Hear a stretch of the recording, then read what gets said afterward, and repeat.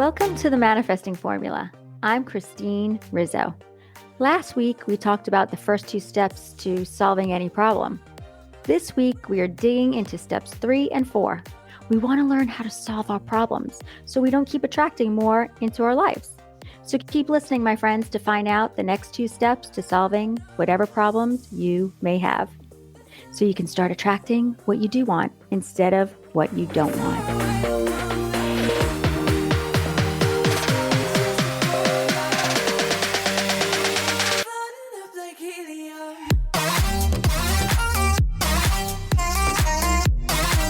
Gorgeous friends, how are you all today? Guess what today is? Come on, guess. All right, I'll just tell you.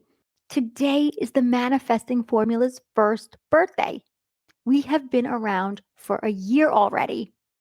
Happy birthday to my baby, the Manifesting Formula. Oh, and guess how many countries/territories we are in? 92. We are in 2,561 cities around the world, and we have 34,848 downloads.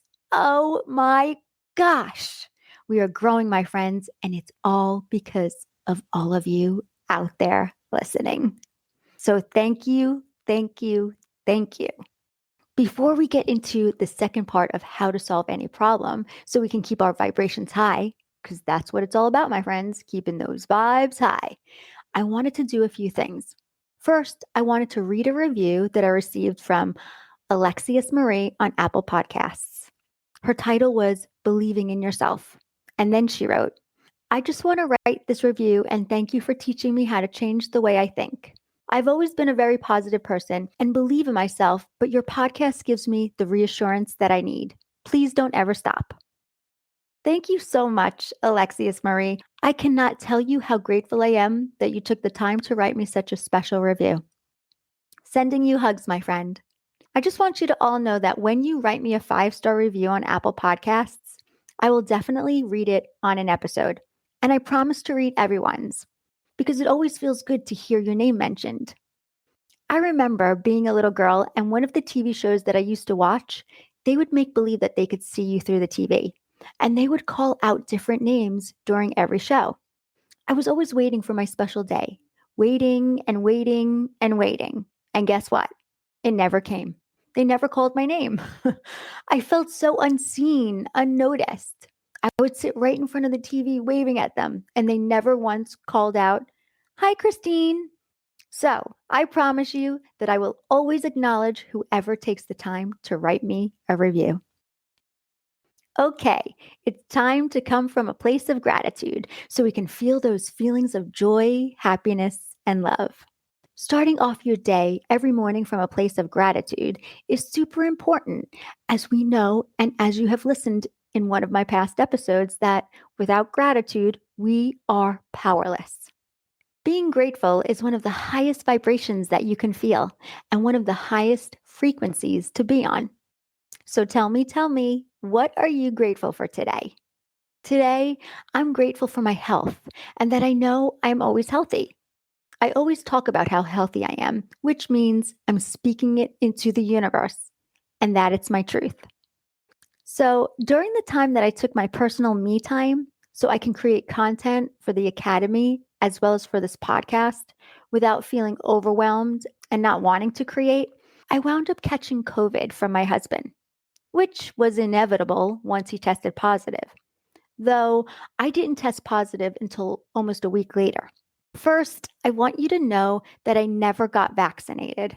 It was a choice for me, and I felt very strong about not putting something in my body that I didn't agree with. I know I'm healthy, and I knew if I were to get sick that it wouldn't be a big deal. So this is what I wanted to tell you all. I didn't have the symptoms that my husband had or any of the other symptoms from the different variants, except I was tired more than usual. I didn't have a runny nose, I wasn't coughing, I didn't have a fever or a sore throat, though I tested positive for COVID. My husband had it so much worse. My symptoms were more like a common cold. Every day when I woke up, I would thank the universe for my health. I paid attention to what my body was telling me, and I took naps when I felt tired. I I went to bed early when my body felt exhausted.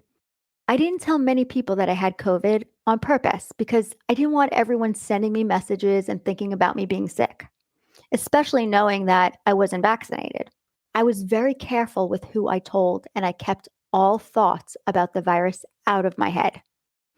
Anytime anyone would ask me how I felt, I would tell them I felt great, even though I wasn't feeling 100%. I was speaking my recovery into existence. I tested positive for COVID, but my experience was just a cold. And I know the exact reason why I didn't get as sick like many other people have. Let me tell you why. I know I am my own creator, and I know that I have the power to either manifest my illness or to control it. Since the virus came to the USA 2 years ago, I have never worried about this virus. I have never put attention toward it, and I have been saying since day one, I'm good. It's not happening to me. While everyone was putting their negative energy toward the virus, thinking and talking about it all the time, they helped to manifest the virus. What we think and talk about, we create. When you don't want something in your life, you can't put attention toward it. Even by thinking you don't want it and the fear of getting it, you are thinking about it. You can't think about it at all, which is exactly what I did. Did I get the virus? Yes. Did I get vaccinated? No. And guess what, my friends? I just had a common cold. And if my husband didn't wind up catching the virus from being out with others, I would never have gotten it because I pretty much don't leave the house. I mean, yes, I do, but I work out of my home, so I am here more than not. I'm happy my husband was vaccinated because he was pretty sick, but he also felt the need to get vaccinated for his reasons of protecting himself. I already know I'm protected because that is how we were created. What we think, we become. It's all what we believe. That is the power we all have, my friends. It is in each and every one of us. Get your journals out so we can add some more positive affirmations to the beautiful growing list that you already have. Are you ready? Here we go. Number 1, I am responsible for my own happiness. Oh, that's so good. Number 2, positivity is a choice that I choose to make.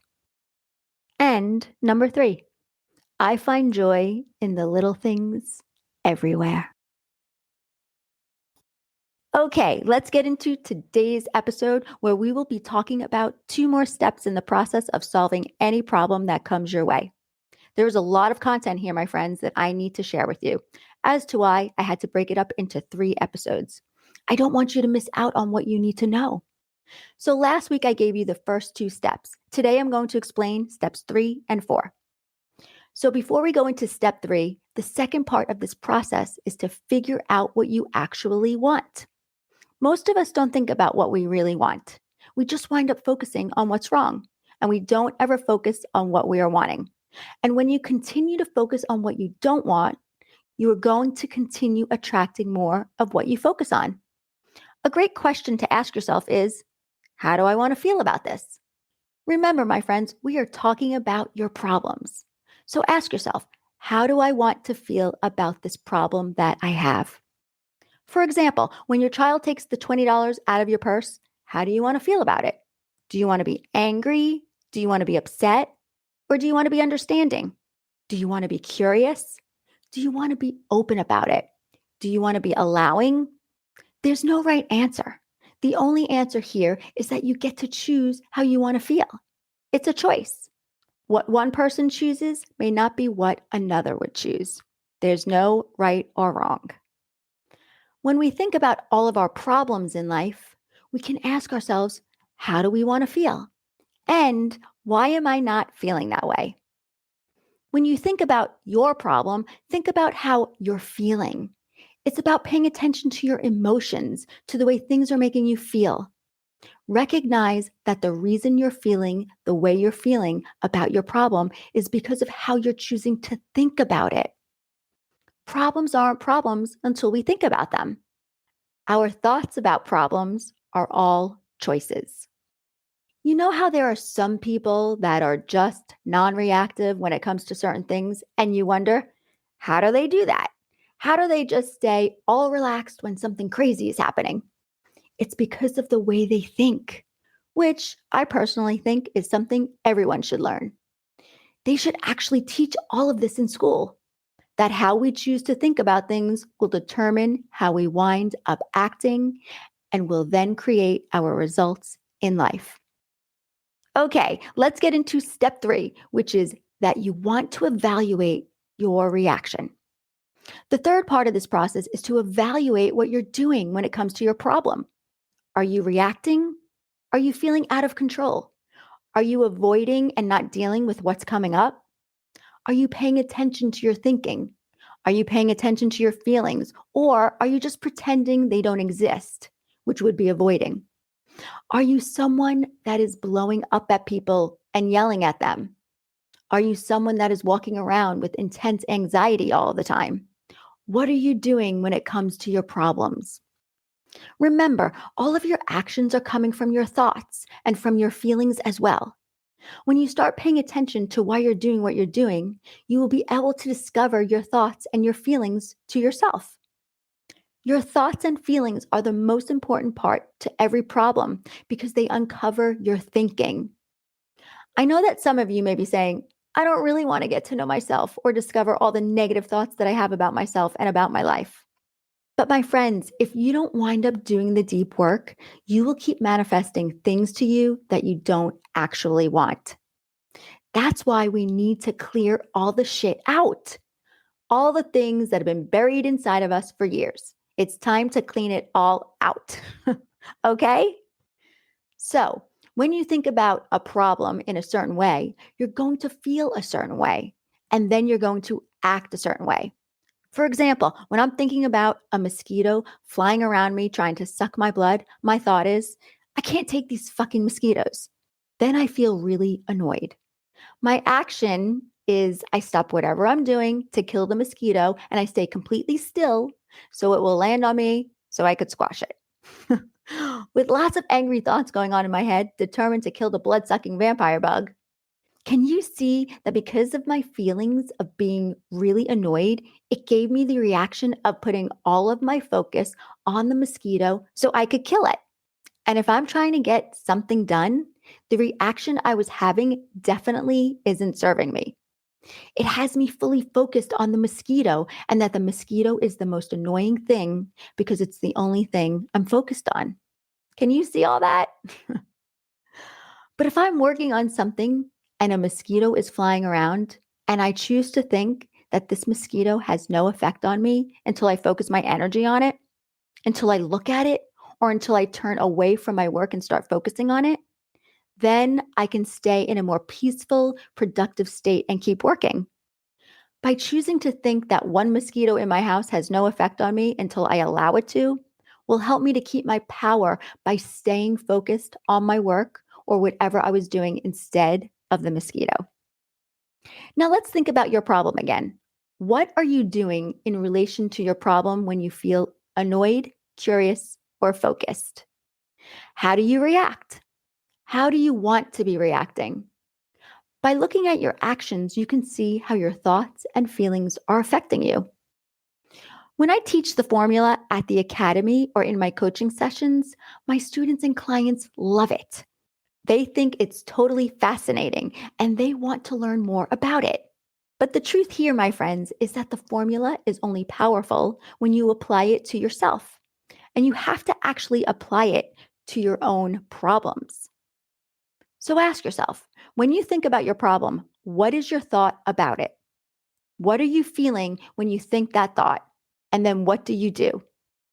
This, my friends, is the secret to a happy life. Understanding that you have the power to control your thinking whenever you choose to. We can always change the way we're thinking if we're aware enough. We have to be aware that the thoughts that we are having are what's creating the problem. When we change the way we're thinking, we can solve the problem immediately because it's no longer on a level of a problem for us anymore. The new thought is now helping us find a solution. Step 4 is that You want to do the work. The fourth part of this process is about the people in our lives and our expectations of them. People can seem like problems to us because we've created a book of rules for them and how we want them to behave. We've tied our emotional life to whether or not they follow the book. And we don't even realize that we are doing this. We actually think that we have justified expectations of people in our life and that they should behave in a way that is logical. But what we think is common sense and what other people think is common sense is often very different. I think this is very important to remember. Adults have the capability and the freedom to behave however they want to, which includes you all as well. One of the challenges with some modern day therapy is that therapists will sit down, and this has happened with a few of my clients, and the therapist will say, "What are your needs? Let's make a list of what all of your needs are, and then you need to tell those needs to your significant other, your mother, or whoever you are in therapy over. Then that person can try and meet your needs." This, my friends, is a recipe for disaster. It never works because we are responsible for meeting our own needs. If you're in a relationship with someone who expects you to fulfill their needs, they're going to be constantly trying to control you, and no one is ever going to win. Whenever we think someone else's behavior causes our emotions, we have not only set ourselves up to feel negative emotion, but we've also set ourselves up to be completely powerless because the only way that we can feel better is if this other person changes. And that ain't ever going to happen, ever. Think about the people in your life for who you have a book of rules for. Do any of these rules relate to the problem you want to solve? Think about who you want to change and what you want them to do. This is a little bit different if you have children because you are responsible for training them. Also, if you're a boss, there are some things you need to do in terms of your expectations of training and guiding your employees. Training your children and employees is very different than a book of rules that you write for people in your life. Because the book of rules that you write for people says, if you don't behave this way, I'm going to feel an emotion. I know I mentioned that the parent-child relationship is different, but parents can also fall into making a book of rules for their children. Consider saying this to your child. If you don't clean your room, there will be a consequence for you. That's very different than, you hurt mommy's feelings because you didn't clean your room, and that makes me feel very upset. That's actually emotional blackmail, my friends.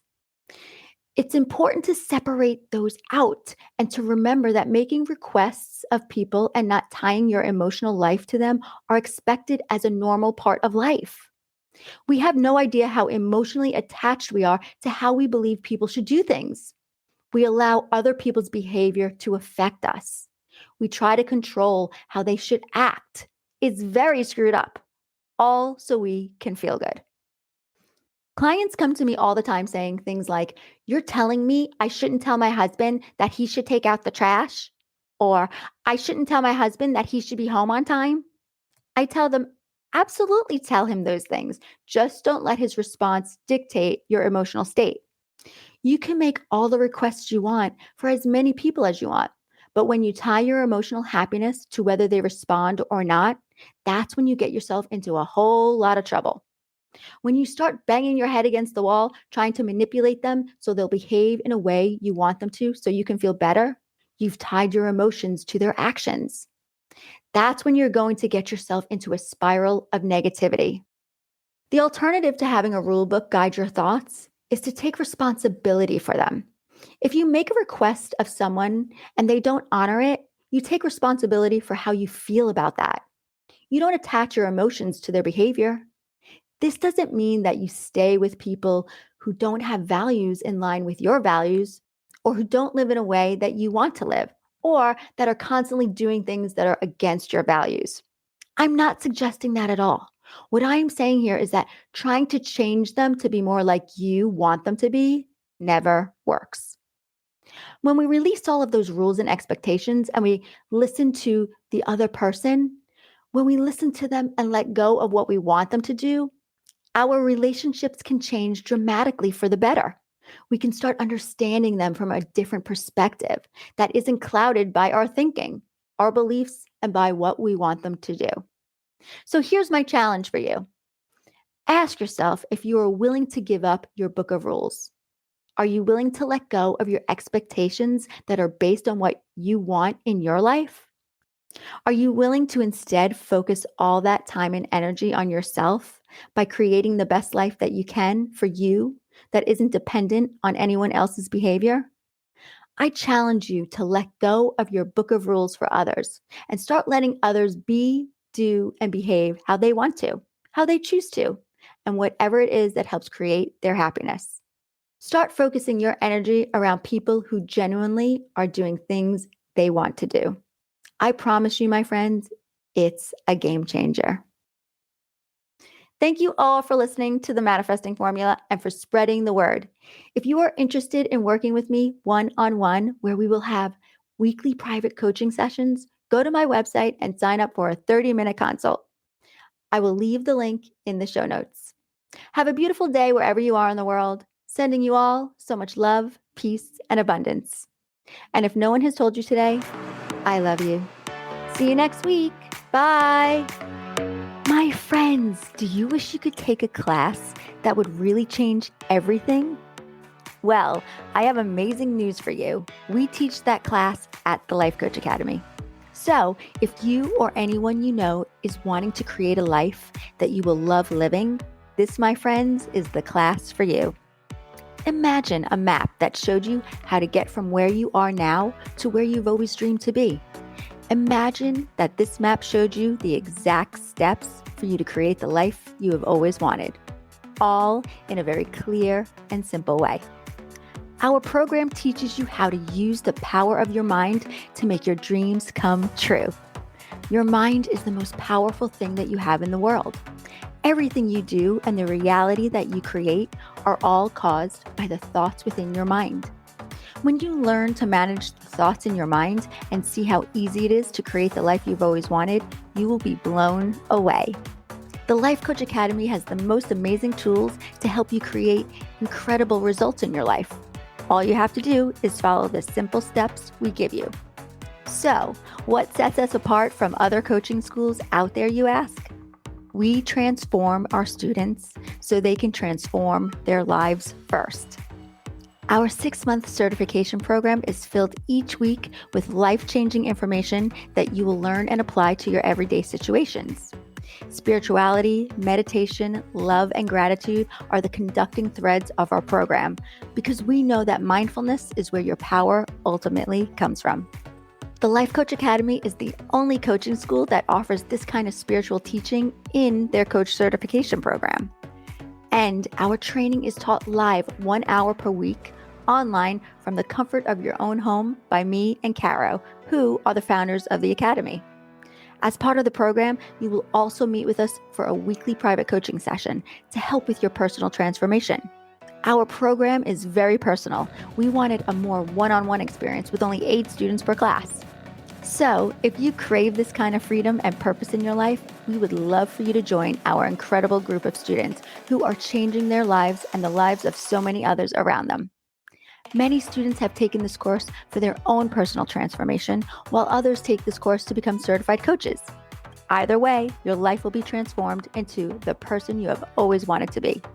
My friends, you will create so much confidence within yourself by evolving into a person you didn't even know existed. And your personal transformation will become your professional resume, which is what the Life Coach Academy does best. Creates incredible, life-changing results. So, if you love what you are learning from this podcast, and if you have an interest in changing your life to one that you will love, head over to our website at www.thelifecoach.academy to read all about our incredible course. What you are going to learn in this training is going to blow your mind. Are you ready to change your life? Click the link in the show notes because this class, my friends, is the first step to creating the happy life you have always wanted.